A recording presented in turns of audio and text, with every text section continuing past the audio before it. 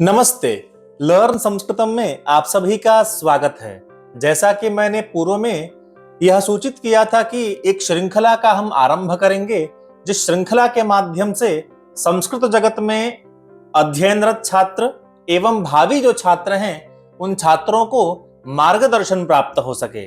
इसी क्रम में आज हमारे साथ उपस्थित हैं डॉक्टर अनिल कुमार द्विवेदी सर। आइए आज हम उनके माध्यम से इस कार्यक्रम को आगे बढ़ाते हैं एवं उनके मुखारबिंद से यह जानते हैं कि उन्होंने संस्कृत विषय का अध्ययन कैसे आरंभ किया और कहां से आरंभ किया। तो आइए सर का परिचय प्राप्त करते हैं। नमस्ते सर, स्वागत है सर हमारे इस कार्यक्रम में। सर, हमारे छात्रों एवं दर्शकों का कुछ ऐसा प्रश्न है जिन प्रश्नों को लेकर के मैं आपके समक्ष उपस्थित हूं। मैं चाहता हूं कि इन प्रश्नों को आप अवश्य देखें, सुने और जानें।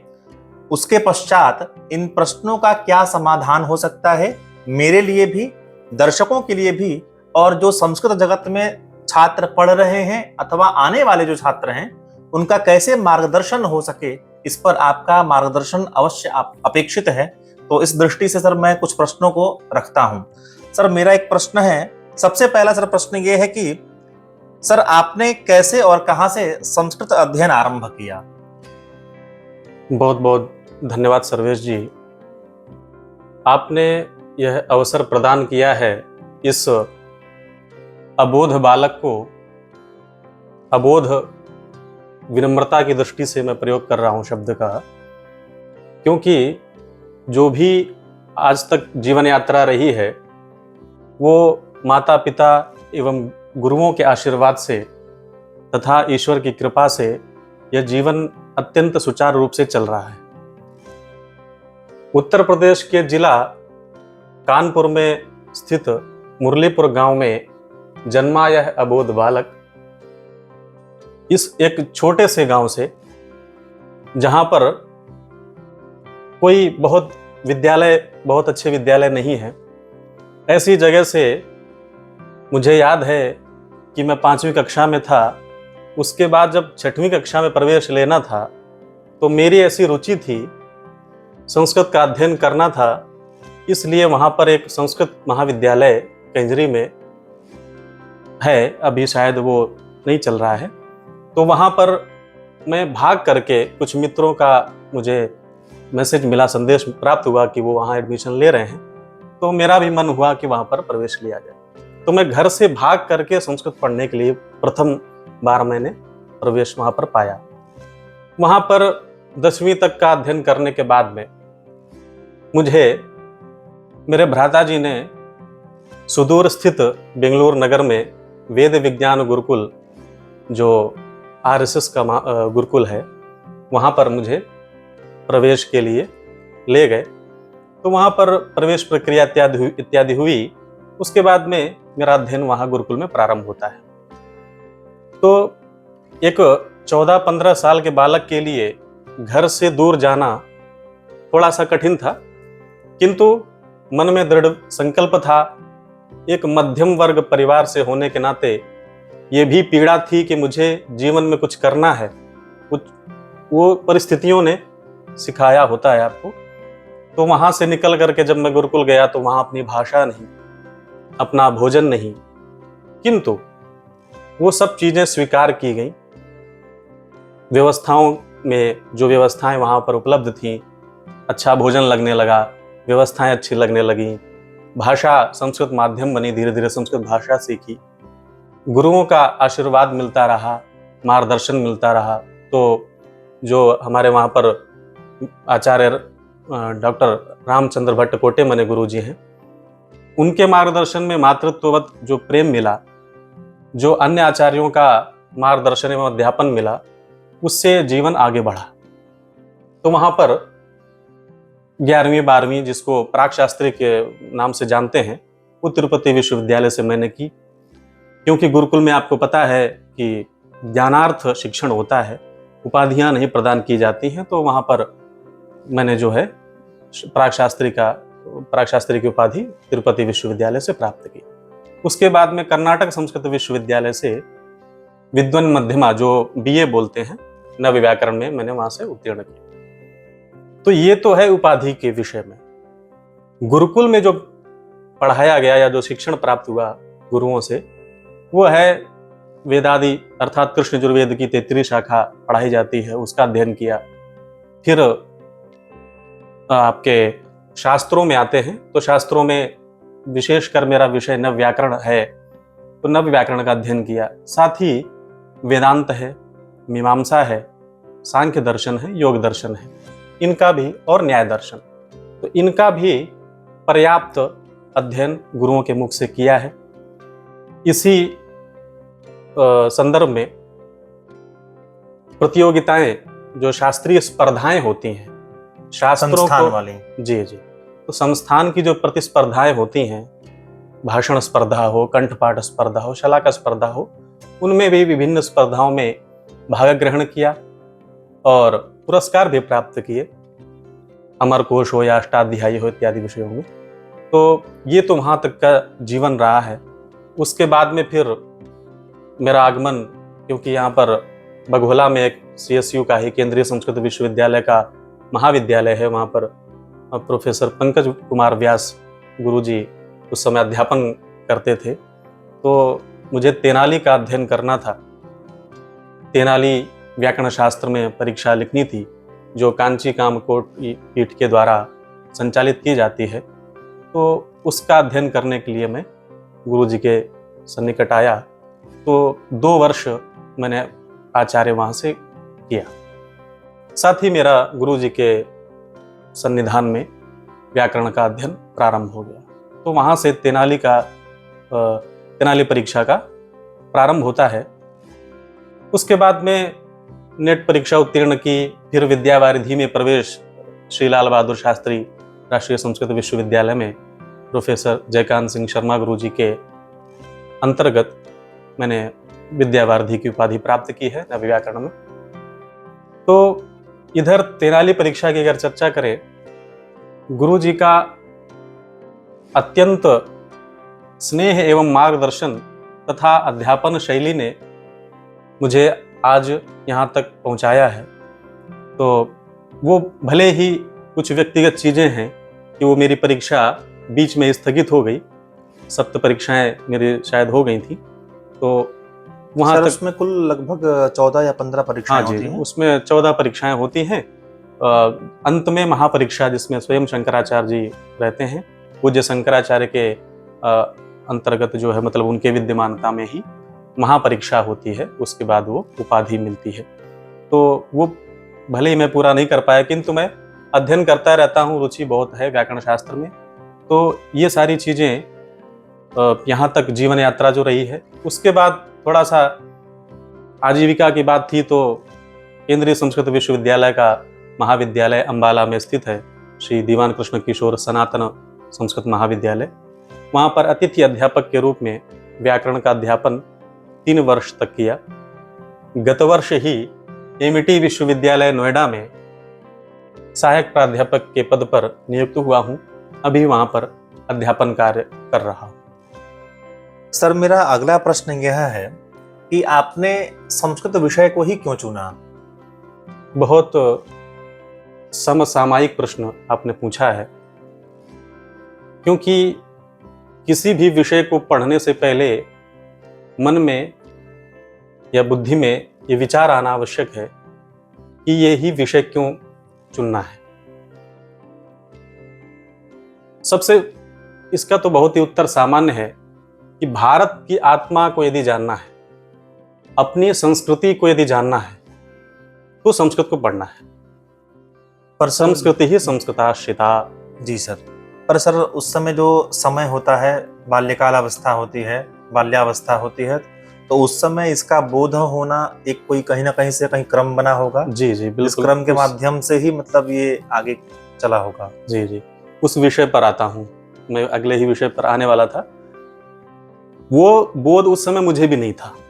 वो एक समय आने पर, एक उम्र होने पर वो बोध होता है।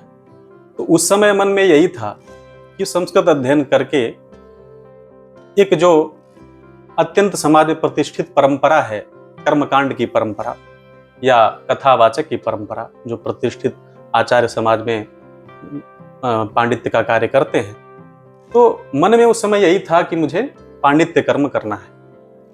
किंतु जब मैं यहाँ से निकला, गुरुकुल में पहुंचा, जब मैंने ये संसार देखा, ऐसे ऐसे गुरुओं को देखा जो पूरा शास्त्र जिनको कंठस्थ है, तब मुझे समझ में आया, जब उनसे बोध हुआ कि हमारा भारत क्या है, हमारी संस्कृति क्या है, तब मुझे मेरे मन में जिज्ञासा हुई कि मुझे तो मूल को जानना है।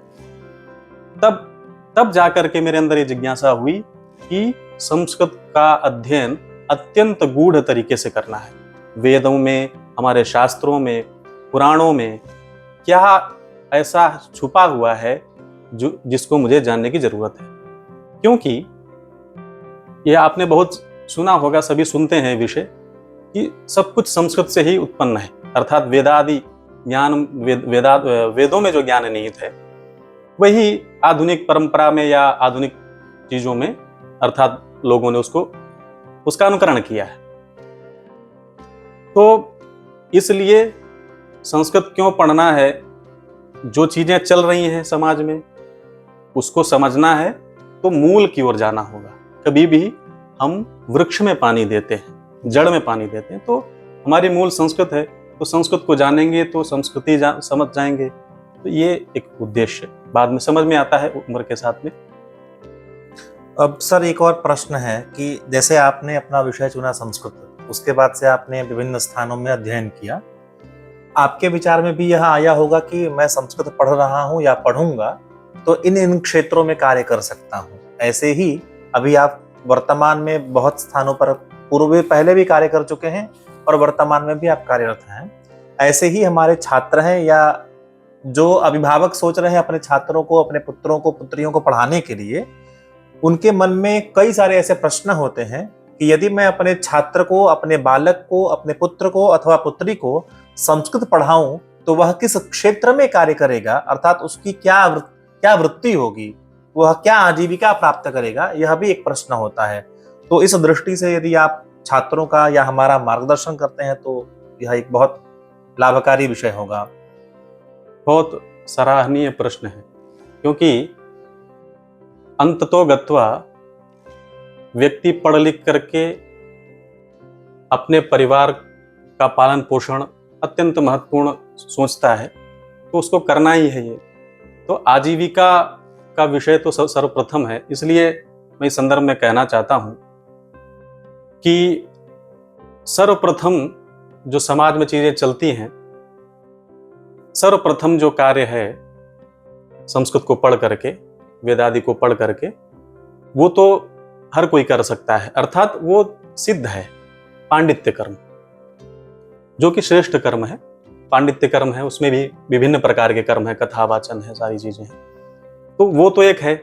उसके बाद में यदि शिक्षण के क्षेत्र में आते हैं तो स्कूल स्तर पर यदि लें, विद्यालय स्तर पर, तो स्कूलों में 12वीं तक के जो स्कूल हैं उनमें संस्कृत के टीजीटी जो शिक्षक होते हैं सभी राज्यों में, वो उसकी आपको वृत्ति मिल सकती है। आगे चलें तो महाविद्यालय हैं, विश्वविद्यालय हैं, सभी जगह पर संस्कृत के जनरल संस्कृत विश्वविद्यालयों में या शास्त्रीय संस्कृत विश्वविद्यालयों में विभिन्न संस्कृत के, अर्थात उन शाखाओं के, व्याकरण आदि शाखाओं के भी पद आते रहते हैं। तो ये भी दूसरा हो गया।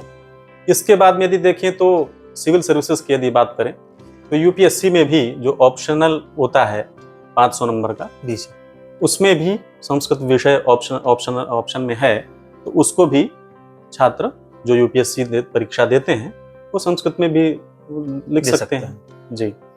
उसके बाद में यदि आए तो आजकल अनुवादक का कार्य, जो आजकल आप देख रहे हैं संसद में हो या राज्यसभा में हो, तो अनुवादक का कार्य है। पत्रकारिता है, संस्कृत जगत में अभी अनेकों कार्यक्रम जो है प्रसारित होते हैं, वार्तावली इत्यादि बहुत सारे कार्यक्रम हैं जो संस्कृत भाषा में संवादित होते हैं और प्रवाहित किए जाते हैं। तो एक वो भी वृत्ति है, अच्छी आजीविका है। दूसरा है, फिर से हम बोल सकते हैं कि कंटेंट राइटर, अर्थात आप एटिक जो कंपनियां हैं, जो पाठ्य पुस्तकें चलती हैं विद्यालयों में, वहां पर बहुत सारे पद आते हैं, पुस्तकें लिखना, वीडियो रिकॉर्डिंग, सारी चीजें, पाठ लेखन इत्यादि। तो ये भी एक बहुत बड़ा अभी जॉब के लिए अपॉर्चुनिटी है। ऐसे ही यदि देखें तो धर्मगुरु है जो RTJC होता है जी, तो वो भी है, उसमें भी शास्त्रीय लोग ही जाते हैं संस्कृत का अध्ययन करके ही। योग है, आयुर्वेद है, ऐसे अनेक संस्थान हैं जिनमें संस्कृत पढ़ करके आप अपनी आजीविका या यूं कहें वृत्ति को प्राप्त कर सकते हैं। तो यही एक मतलब एक ही जो मिथ है, जो ये जो विरोधाभास है संसार में कि संस्कृत का अध्ययन करके व्यक्ति केवल कथा वाचन या पांडित्य कर्म ही कर सकता है, वो भी श्रेष्ठ कर्म है। मैं किसी भी परंपरा का या किसी भी विषय को नीचा दिखाने की हमारा कभी प्रयास नहीं रहता, क्योंकि समाज में हम उन चीजों का अनुभव करते हैं, देखते हैं, वो भी श्रेष्ठ कर्म है। तो वो तो सिद्ध ही है। मेरा प्रयास ये है कि वो तो सिद्ध है, वो तो हम जब चाहे तब कर सकते हैं। किया है वह तो कर्मकांड अवश्य जानता ही होगा। वह उसकी वृत्ति एक तो स्वयं सिद्ध कर रखा है, वो तो कभी भी कर सकता है, वो उसका कभी भी कर सकता है। किंतु ये भी मार्ग हैं। आज के समय में जो टेक्नोलॉजी का जमाना है, या यूं कहें कि टेक्नोलॉजी का AI का संदर्भ चल रहा है, तो इस समय जो है आप ऑनलाइन माध्यम से भी पढ़ाना है, अध्यापन करना है, या चैनल बना करके, ये सारी चीजें, बहुत सारी चीजें हैं जो की जा सकती। जी सर, जैसा आपने बताया कि आपने गुरुकुल जो पद्धति है उस पद्धति से आपने अध्ययन किया। कुछ छात्र ऐसे भी होंगे जिनको गुरुकुल पद्धति अथवा गुरुकुल शिक्षा का लाभ नहीं प्राप्त हो सकता है, वो ना होता होगा, क्योंकि हो सकता है कि वह गुरुकुल उस स्थान पर ना हो जहां छात्र हो, या फिर हो सकता है कि छात्र ही वहां तक न पहुंच पाते हों। तो जो छात्र विद्यालयों में, महाविद्यालयों में एवं विश्वविद्यालयों में जो अध्ययन कर रहे हैं, और जो छात्र गुरुकुल पद्धति से पढ़ रहे हैं, उन दोनों छात्रों के विचार एवं व्यवहार में क्या कोई अंतर होता है या कुछ भेद दिखता है? मतलब इसका कैसे हम अनुमान लगा सकते हैं कि यह छात्र गुरुकुलीय पद्धति से पढ़ करके बाहर समाज में कार्य कर रहा है, और यह छात्र जो है वो विश्वविद्यालय, महाविद्यालय एवं विश्वविद्यालय स्तर से पढ़ करके? तो सर इस पर जी, बहुत ही अच्छा प्रश्न है। दोनों का अनुभव है, क्योंकि मैं स्वयं गुरुकुलीय परंपरा में पढ़ा लिखा हूँ और आधुनिक समाज में भी रह रहा हूँ, विद्यार्थियों को पढ़ा भी रहा हूँ। तो दोनों प्रकार के मेरे अनुभव हैं। मैं इस संदर्भ में एक बात कहूँगा, मैं बात करने वाला हूँ समन्वय पद्धति की। मैं किसी भी परंपरा को श्रेष्ठ या किसी भी परंपरा को निम्न स्तर की है ऐसा यहाँ बताने वाला नहीं हूँ, जो कि ऐसा है भी नहीं, यथार्थ यही है। तो मेरा अनुभव ये है, मैं सबसे पहले गुरुकुलीय परंपरा में जो पढ़ा हुआ विद्यार्थी है, वो जब समाज में आता है तो उसके विचार या व्यवहार या आचरण कैसे होते हैं उस पर बात करता हूँ। गुरुकुलीय परंपरा में जो पला बढ़ा होता है, जो अध्ययन करता है, उसकी दिनचर्या इस प्रकार की होती है। सुबह प्रातः व ब्रह्म मुहूर्त में उसकी दिनचर्या आरंभ हो जाती है। 4 बजे से लेकर के रात 10 बजे तक प्रायः गुरुकुलों की दिनचर्या होती है। तो प्रातः नित्य कर्म करने के बाद में संध्या वंदन आदि, गायत्री जप इत्यादि करने के बाद, है ना, प्रार्थना है, योग है, ये सारी चीजें हैं।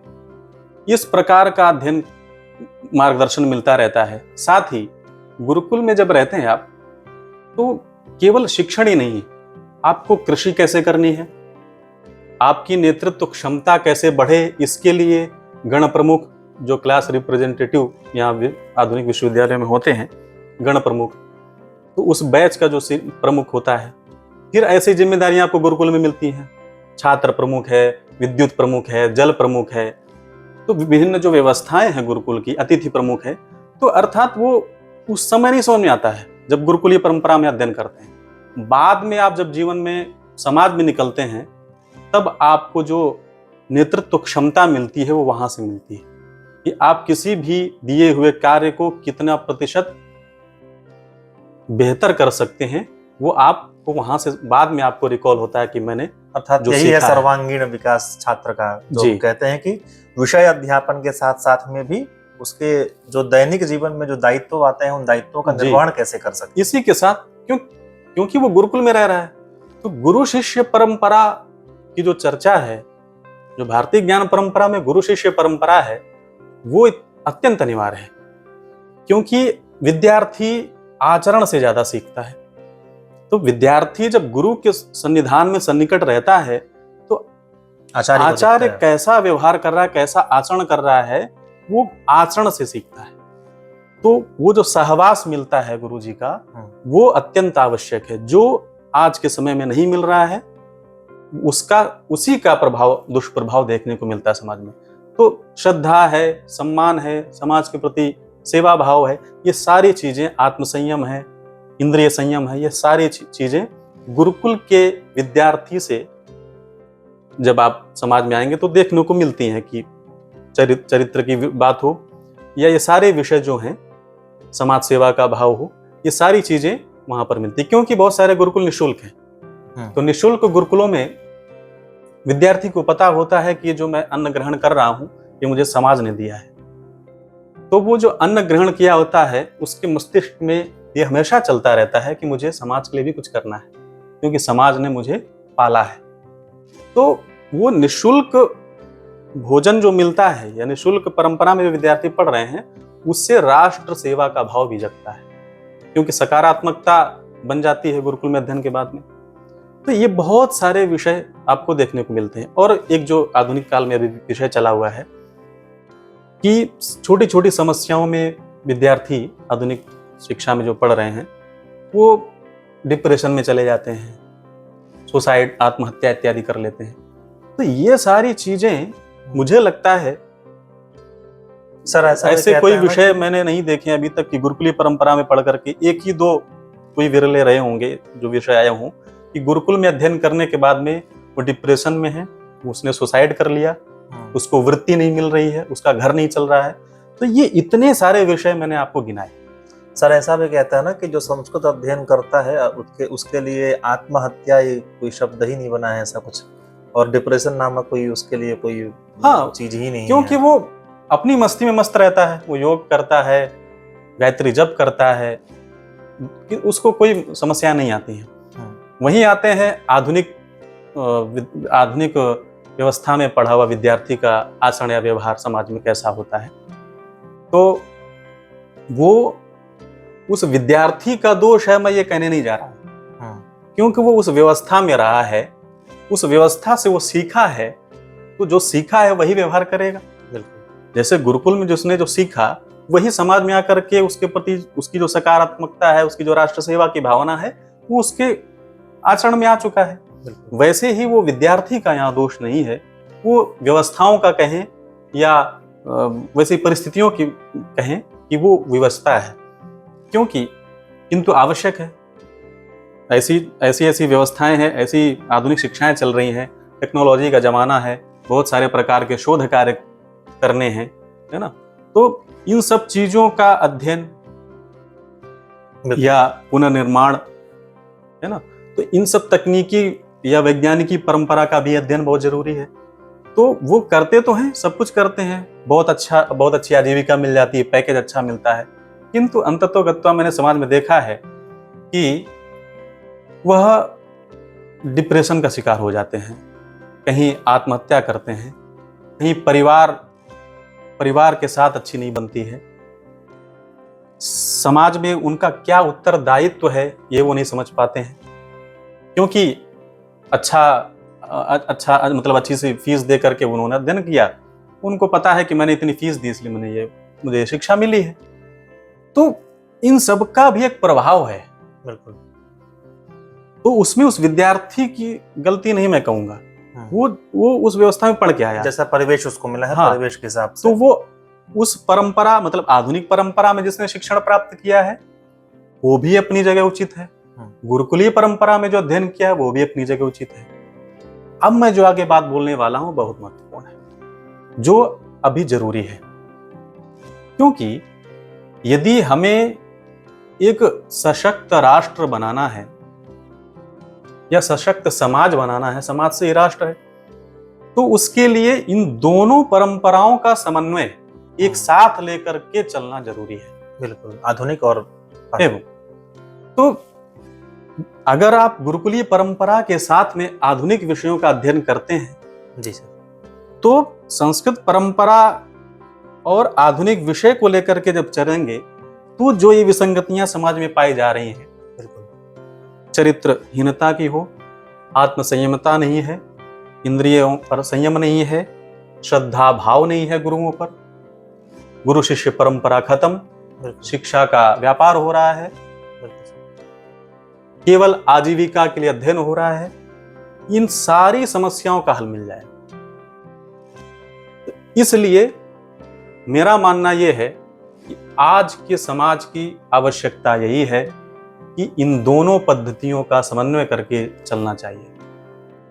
गुरुकुलीय परंपरा एवं आधुनिक परंपरा दोनों शिक्षणों को यदि साथ में हम लेकर के चलते हैं, ऐसे गुरुकुलों का पुनः संस्थापन यदि हो जाए तो आज की आवश्यकता है, ये समाज की आवश्यकता है, राष्ट्र की आवश्यकता है कि इस प्रकार के गुरुकुलों का संस्थापन करके पुनः गुरुकुलीय परंपरा के साथ आधुनिक विषयों को जोड़ा जाए और इस राष्ट्र को सशक्त बनाया जाए। सर, आपने जो बताया कि यह जो समाज है वो भी बहुत ही प्रगतिशील है, मेरा उसी पर प्रश्न है कि जो यह संप्रति जो जगत है, जो वर्तमान जगत है, एआई और आधुनिक व्यवस्थाओं से बहुत संलिप्त हो चुका है, तो इस युग में संस्कृत की क्या प्रासंगिकता हो सकती है, ये एक मेरा प्रश्न है इसमें। अर्थात एआई आ गया, अब बहुत सारे कार्य जो हैं जिसमें 1000 लोग की आवश्यकता थी, वह कार्य हो सकता है कि 1 मिनट में एआई करके दे सकता है।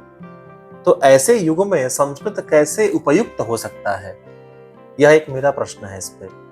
जी, इसमें 2 बात निकल के आती हैं। आपने बहुत अच्छा प्रश्न किया है कि ठीक है, एआई का जमाना है, किंतु एआई आपको कार्य करके दे सकता है, किंतु एआई भावाभिव्यक्ति नहीं समझ सकता है। बिल्कुल। ना वो भावाभिव्यक्ति कर सकता है उस दृष्टि से, ना ही समझ सकता है। तो एक तो ये विषय है।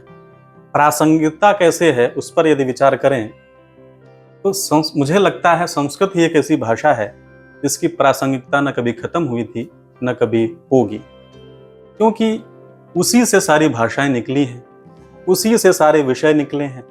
जितनी भी परंपराएं चल रही हैं सारी संस्कृत से निकली हुई हैं।